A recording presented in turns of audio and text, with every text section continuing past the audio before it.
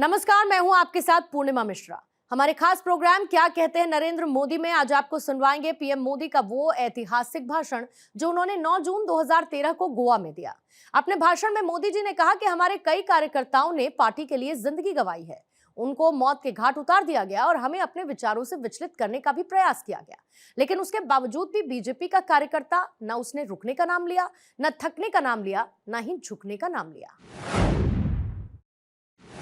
मैं आपको कहना चाहता हूं मित्रों, हम उस पार्टी के कार्यकर्ता हैं, हम उस परंपरा के सिपाही हैं जहां पदभार यह व्यवस्था है, कार्यभार ये जिम्मेवारी होती है। पदभार किसी एक को होता है, कार्यभार सभी लाखों लोगों पे होता है। और इसलिए पदभार और कार्यभार दोनों को संतुलित रूप से चलाते हुए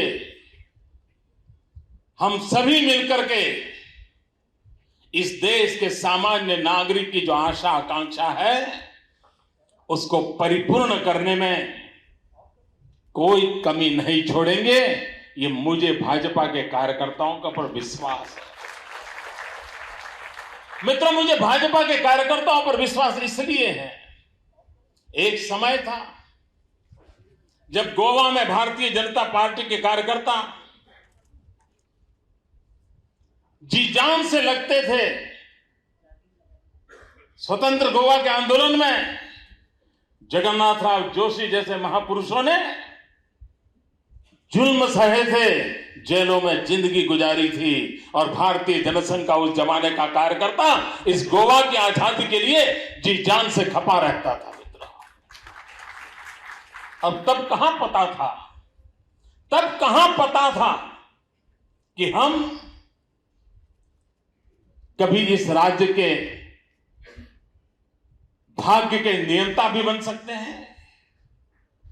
जब हमारी जमानतें जब्त होती थी, उम्मीदवार ढूंढने के लिए जाना पड़ता था, तब भी भारत मां की जय कह करके ये हजारों कार्यकर्ता दिन रात लगे रहते थे। यह पूंजी किसके पास है? आज केरल में देखें, नागालैंड, मिजोरम, त्रिपुरा में देखें,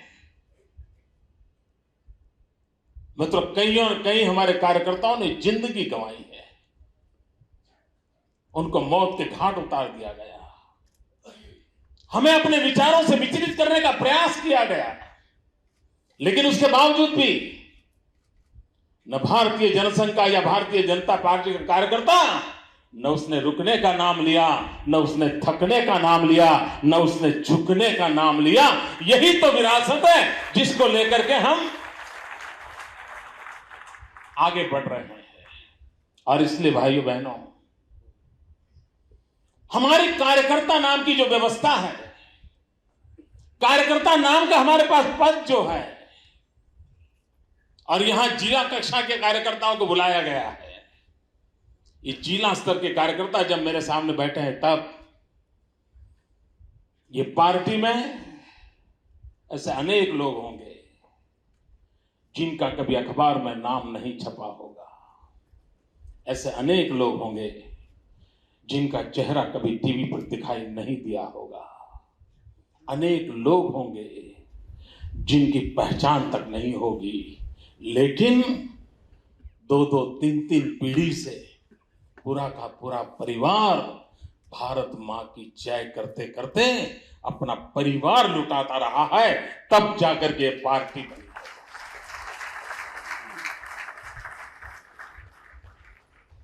मित्रों, ये पार्टी को सपने लेकर के चली है। राजनीतिक जीवन को हमने सेवा का माध्यम माना है। व्यवस्थाएं बदलने के लिए, व्यवस्थाओं को दिशा देने के लिए, समयानुकूल परिवर्तन लाने के लिए निर्णय करने की व्यवस्था में होना बहुत जरूरी होता है। और इसलिए चुनाव जीत करके सत्ता में पहुंचना आवश्यक होता है। तब जाकर के फैसले कर सकते हैं, तब जाकर के निर्णय कर सकते हैं। सत्ता हमारे लिए भोग का साधन नहीं है। मित्रों, आदरणीय राजनाथ सिंह जी भी मुख्यमंत्री थे, केंद्र में मंत्री थे, हिंदुस्तान के सबसे बड़े प्रदेश के मुख्यमंत्री थे, उत्तर प्रदेश के। सुचारू ढंग से उत्तर प्रदेश को आगे बढ़ाने के लिए जी जान से जुटे थे। लेकिन क्या कभी हमारे में से किसी ने उनकी सरकार पर कोई आरोप लगा था ऐसा सुना है? क्या कभी सुना है आपने? क्या मनोहर पर्रिकर पर कोई आरोप लगता है? क्या भारतीय जनता पार्टी के किसी मुख्यमंत्री पर आरोप लगता है? तो मित्रों, ये दिल्ली में बैठे उन पर दिन रात क्यों लगता है?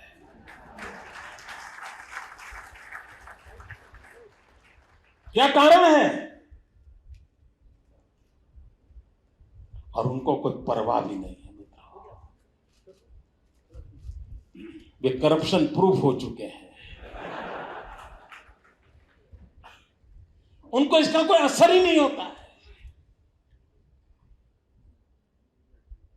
और हंसी मजाक में निकाल देते हैं। और कितनी बेशर्मी तो देखो,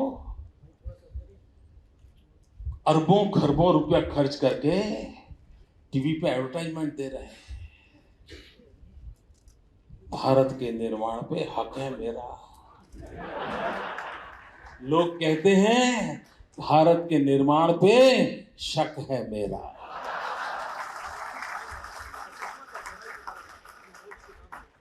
अब सुनिए, गौर से सुनिए, आपको शक सुनाई देगा, हक नहीं सुनाई देगा, क्योंकि उनके कारनामे ऐसे हैं कि आपके आंख कान में वही शब्द गूंजेंगे, शक है मेरा। ये काम किया है इन्होंने। अभी अरुण जी कह रहे थे, well beginning half done, well begin half done. मैं कहता हूं वेल बिगन हाफ वन।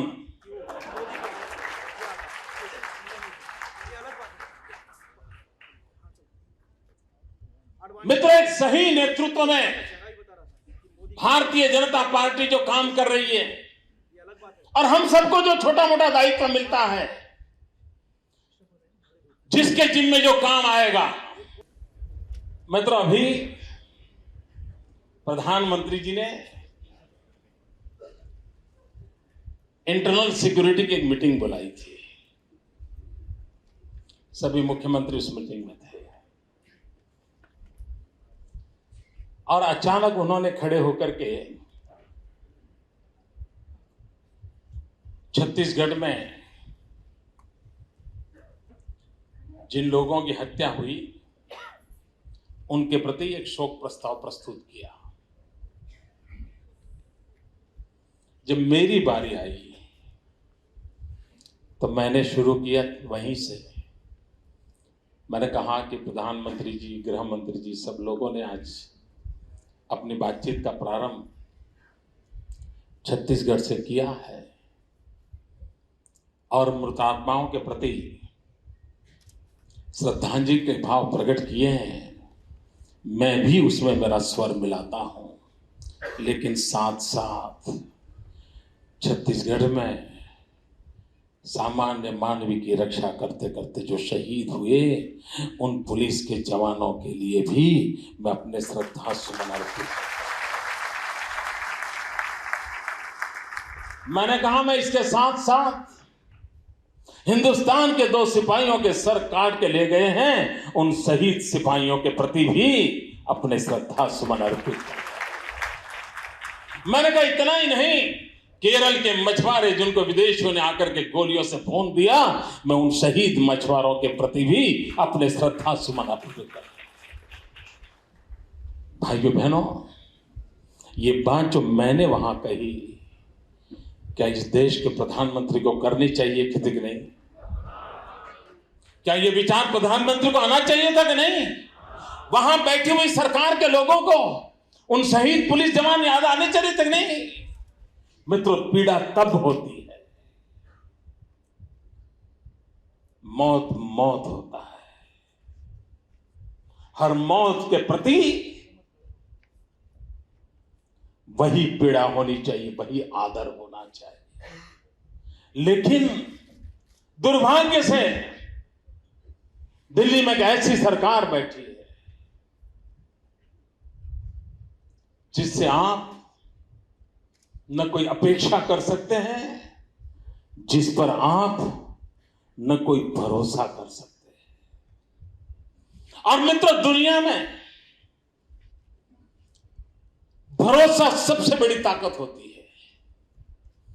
1-2 साल का छोटा बालक कुछ भी अगर समझता नहीं है, लेकिन उसके पिताजी उसको एक खिड़की पर खड़ा कर दें और उस बच्चे को कहें कि बेटे कूद जाओ, वो बच्चा समझ हो या न हो, लेकिन बाप के प्रति भरोसा होता है, वो कूदता है और बाप उसको पकड़ लेता है।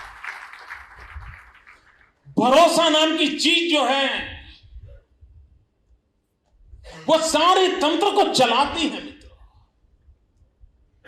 और एक बार भरोसा खत्म हो जाए, आप घर से ऑफिस से घर निकले हो और अगर आपको भरोसा न हो कि घर में खाना पका होगा कि नहीं पका होगा, तो आप जरूर बाजार से कुछ थैले में लेकर के जाओगे। क्यों? पता नहीं पका होगा कि नहीं पका होगा। जब भरोसा टूट जाता है तब लोग और रास्ते ढूंढते हैं। आज देश में भरोसा टूट चुका है। इतना ही नहीं, हर पल प्रति पल एक के बाद ऐसी घटनाएं घट रही हैं जिसमें देश का भरोसा टूटता ही जा रहा है, टूटता ही जा रहा है। आज दिल्ली के अंदर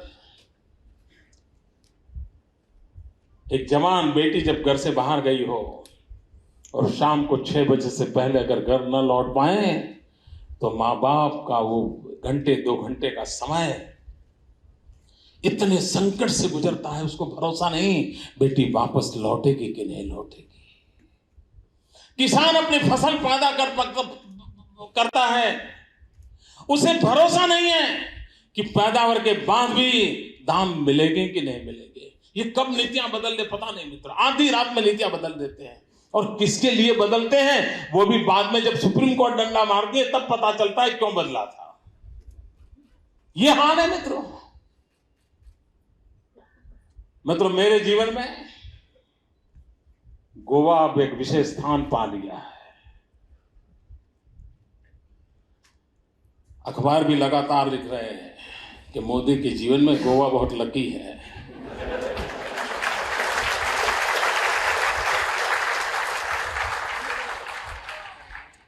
मित्रों, मुद्दा मोदी के लक का नहीं है। यही गोवा है जिसने 2002 में मुझे गुजरात की सेवा आगे बढ़ाने के लिए परवाना दिया था। और उसका नतीजा यह आया कि आज गुजरात चाइना के साथ स्पर्धा करने लगा है। अगर गोवा ने मुझे वो परवाना न दिया होता तो शायद मेरा गुजरात उसकी सेवा करने का मुझे सौभाग्य न मिला होता। मित्र, मुझे गोवा से जब जब आशीर्वाद मिले हैं उस काम ने नई ऊंचाइयां पार की है।